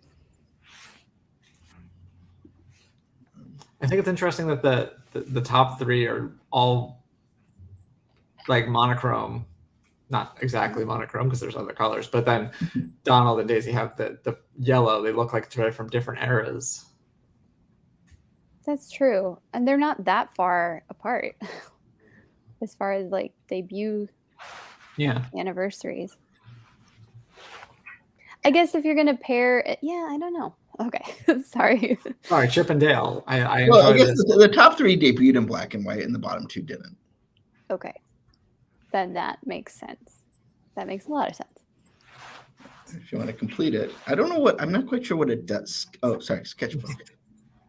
So this is 25, so you're paying more per character for this one. But I like it though. The hook's not sticking out of one of their heads. No. Dale looks a little tired. He does. It's been a long. 100 years is a long time. Not bad. Yeah, it's been a rough year. He hasn't had his surgery yet. right? Isn't that CGI the surgery. CGI surgery? This looks It terrible. looks like syrup and butter. That it's Well, it not- also kind of looks like the poison apple, like that Yeah. sort of effect. Like I don't get it. yeah. Especially the chunks in there. Those are extra displeasing. Yes. I agree. And it's yours for $27.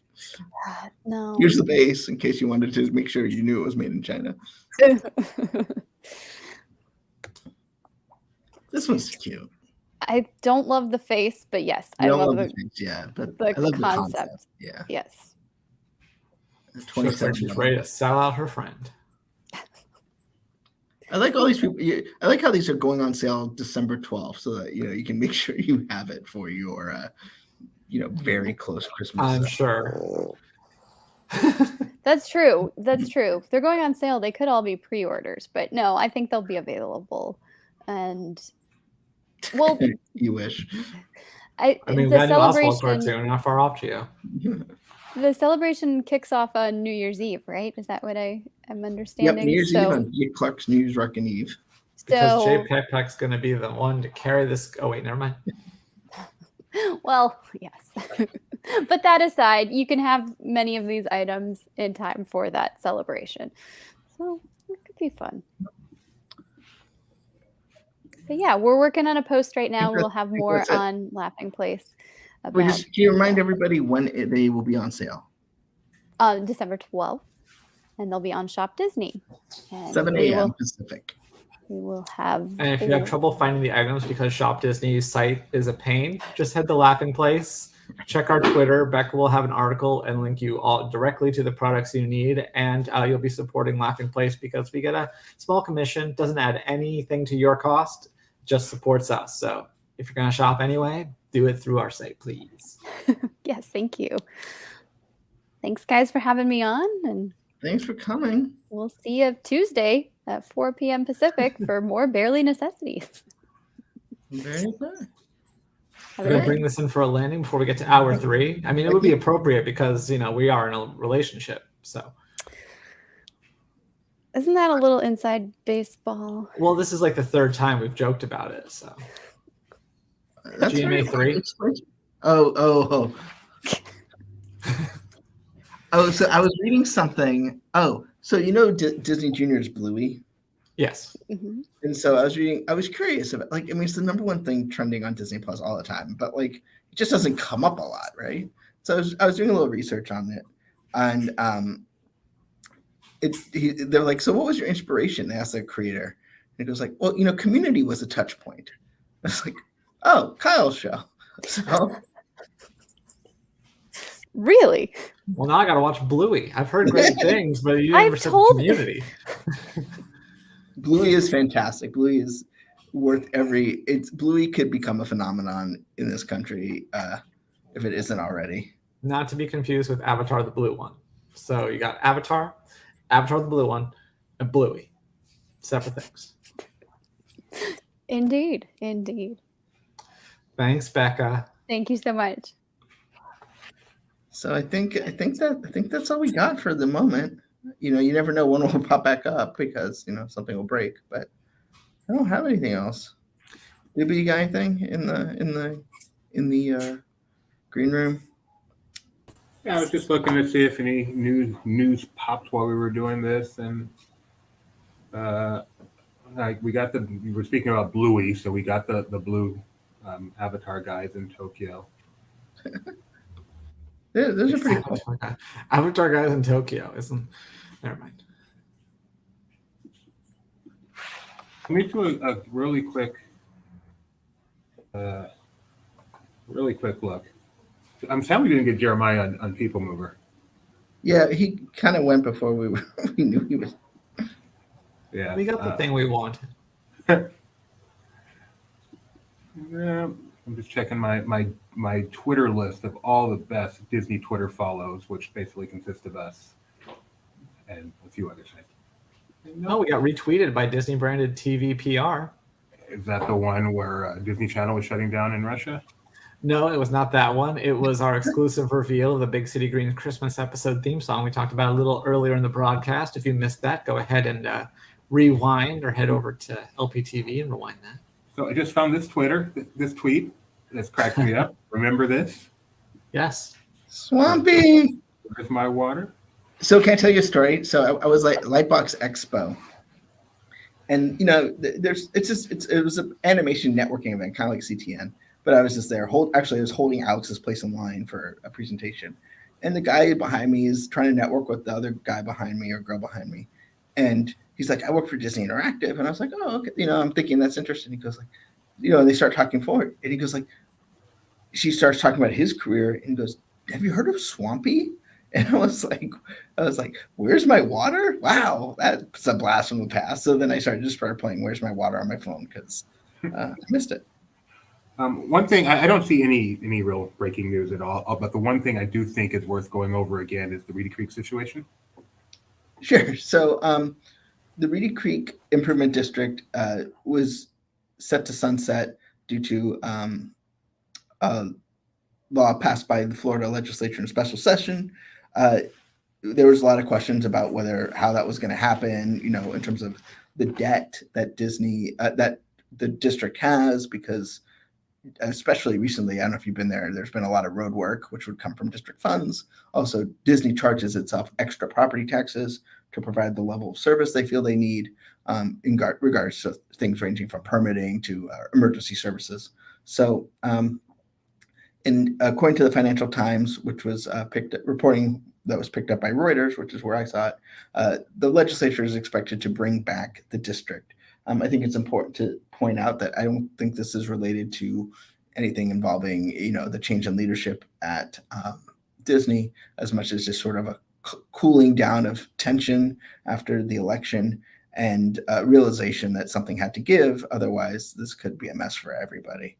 So looks like, there was kind of a sense that there wasn't a lot of angst about the impending situation, and it seems like the reason is everyone kind of acknowledged that this should resolve itself.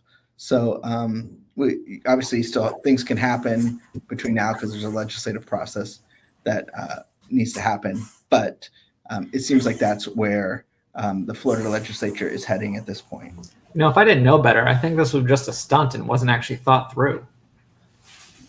Weird. Good thing you do. Good thing you do. Yeah, the thing about special sessions of anything is they tend to be rush jobs, because that's why sometimes it's necessary, but then things aren't always thought through because they're rushed. Also remind people that yesterday was a huge day, so if you have not seen the new trailer for Indiana Jones and the Dial of Destiny. He froze. He didn't just forget. I wonder if is it if you say the word you freeze? Is that what happens? Which is frustrating because I actually nailed it too, and so it seemed like for once I got it. The universe did not want you to seem confident. And Guardians of the Galaxy 3 and Ant-Man 3, something about quantum and light shining in the sky. Those are all on. You can go see all of that on Laughing Place. And then we had an exclusive preview of what, Kyle? Exclusive preview of something? Benji? Big City Greens theme song for this week's special. Oh, that. I didn't know. I thought you were still talking about yesterday. Oh, I've moved on. The exclusive preview of Big City Greens. Christmas episode, the special opening. Yeah, and we had Tony on talking about that. So if you missed that, that's good. Tony is as big an animation expert as Tony's there is still in the here, world. and the fact that he can answer so quickly makes me wonder what he's been doing for the past 2 hours. But Figuring out Russian translations, to be honest. Oh, that sounds useful. So Tony talked about Big City Greens holiday episode coming up. Give us 30 seconds, Tony, on the episode. Virtually Christmas. Cricket and Remy are celebrating the Green family traditions in the virtual world. Completely new animation style just for the episode. It comes out tomorrow morning. Extended, which I think they said it's 30 instead of 22 minutes. So extended. Like 30%. It's true. It's a lot. That's like 5 Oswald shorts. Actually, probably about six and a third. But yeah, So, all right. Well, thanks, Tony. We also had it was exclusive to us. It's not the exclusive interview he did, but we actually had Alex had an interview with the creator of Diary of a Wimpy Kid about the new movie that's premiering today on Disney Plus. So we can. Oh, where's Alex? That was on our schedule for today. Yeah, we didn't quite get there, but I'll run the interview. Because it really doesn't make sense to end 5 minutes before the 9 o'clock news comes out. Do you know how to run it with audio? Yeah, Not just subtitles? It's nice to see you as well. Congrats on the sequel. Now, Roderick Rules, I know Diary of a Wimpy Kid in general is very much a little bit autobiographical. What's the real story that inspires this one? Oh boy. When I was growing up, my brother played in a band in the basement, and the talent show was always the center of their year. So I was a kid who was kind of looking from the outside in and seeing what it was like to prepare for that, and then to see their big performance. So I was really trying to draw on those memories. And then of course, everything goes through the fiction blender. You guys got a pretty big name to play Grandpa in this, Ed Asner. What was it like getting to have him be involved? It was really amazing and humbling. I didn't think he'd want to be a part of our little production, but it's really cool the kind of talent you can get for something like this. And it was a real privilege to sit in on those recording sessions. And sometimes I'd give a note, and then Ed Asner would change his delivery a little bit based on my note, which was really cool. And it felt very exciting to me as an author. Obviously in the book you write that Roderick and his band create songs, but here a song actually had to be created. Can you talk a little bit about the origins of the original song in the film? Did you have any hand in writing it or anything like that? Yeah, I wrote the words to "Can You Smell Us Now," and then I hummed the way that I thought the songs should sound to a producer. And it's amazing. He brought his talents to it, and all of a sudden we had a fully produced song. And that's just the magic of movie making, is that you can have an idea and then articulate it to somebody who knows what they're doing, and then it can come out as something really professional.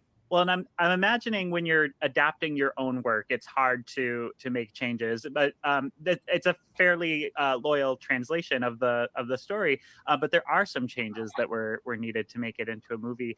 What was that process like for you? Was it hard to make modifications to your own work? Yeah, in general, no, because a movie is told in a very specific and structured sort of way.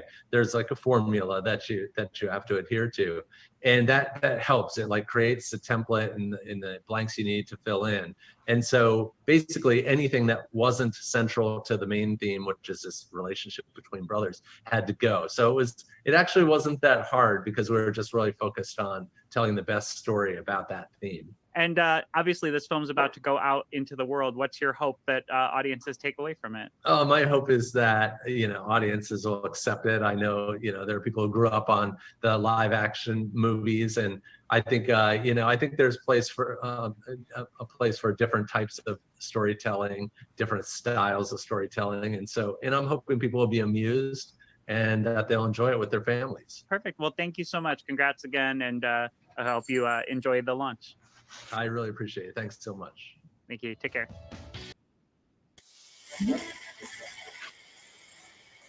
Thanks for that one, Alex. Just a reminder, Diary of a Wimpy Kid, Roderick Rules, hits Disney Plus today. Also, I think one thing I want to mention is Disney Movie Insiders every day during the holidays is releasing a code for bonus points, and you can get some pretty cool stuff for not that many points. So if you go there, today's code is up already, and you can also go click on the calendar link to get even more bonus to go back and get yesterday's for the whole run. So if you miss a day, I know it's busy with the holidays, you can still get the points for the other days. And if you also so for example, today's code is going to pop up in a minute. It's presents, and you can go and enter that to get 10 bonus points from Disney Movie Insiders. And there's also currently a contest you can enter, no purchase necessary, to win a 5-day, 4-night vacation at Walt Disney World. You'll get round-trip coach airfare and ground transportation, hotel accommodations, 4 5-day tickets with park hopper option, presumably a reservation, and one VIP resort tour guide on one day for up to 10 hours, and a $500 gift card. So, and then 50 people will win a $50 Disney gift card to use at Shop Disney. So don't miss out on that.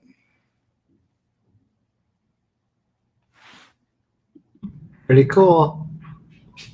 I liked every once in a while. I remember to go. I get the emails from Disney Movie Insiders, and I'm like, oh yeah, I gotta click and get my 5 points or whatever it is, mystery points. Yeah, they do add up, and especially if you're a Disney Plus subscriber and you link, you get points every month that you're an active subscriber. So I should do that, except that it's not under my name, so I'll have Becca do that. But Tony wants to say something. Let me bring him on to fill time. Hi, are we pandering? I guess so. We got 4 minutes until the 9 o'clock news just dropped. So go ahead. I'm looking at Disney Village stuff, but then you guys were talking about cool Christmas Disney things, and I was like, well, you know what we could do together? Can we open my advent calendar from Funko? Please. We opened our first advent calendar thing last night. We have cheese and chocolate from Aldi, but Funko Pop sounds way more fun. So please go ahead. Are we going to do the first 2 days? Well, I did the first one already. What was the first one? Do you have it on hand? It's this one, but small. But small. Thank you for the clarification. Does this include all small ones, or are there a couple of larger ones on like the milestone days? They're all, think of like the Funko keychain. Okay. They're all like that size, like they're this big. Gotcha. But there's 24 of them. That's how it works, yeah. This is my first like advent calendar since I was a kid, so.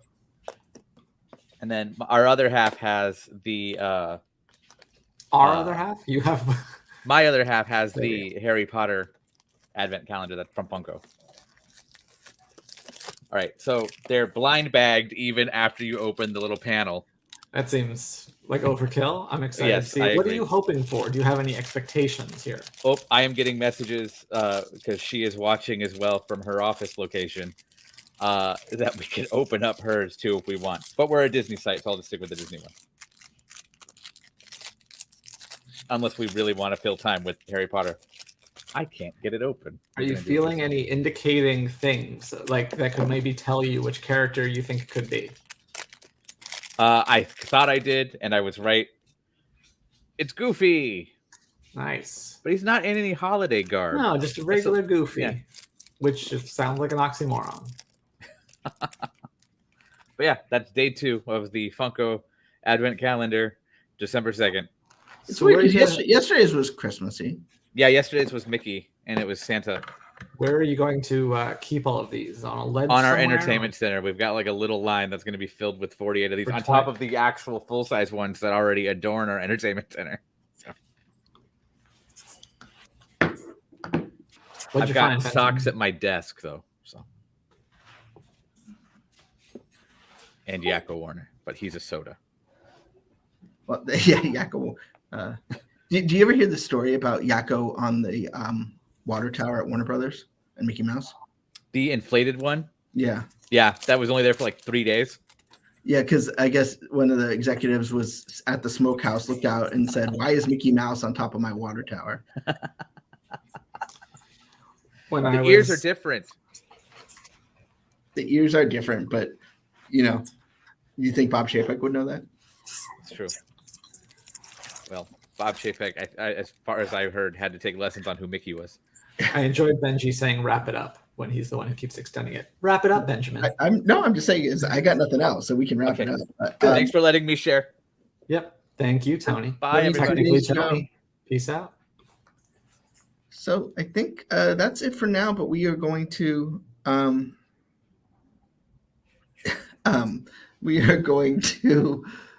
be back whenever there's breaking news. So come and visit us at laughingplace.com/TV to get the updates as they happen. And when we're not live, you'll get news and information throughout the Walt Disney Company. including wait times and late breaking news and things like that. So, hey, Kyle, you got any words of wisdom before we hit end broadcast? Nope. Fair enough. Well, so long, everybody. We'll be back when we need to be. Bye.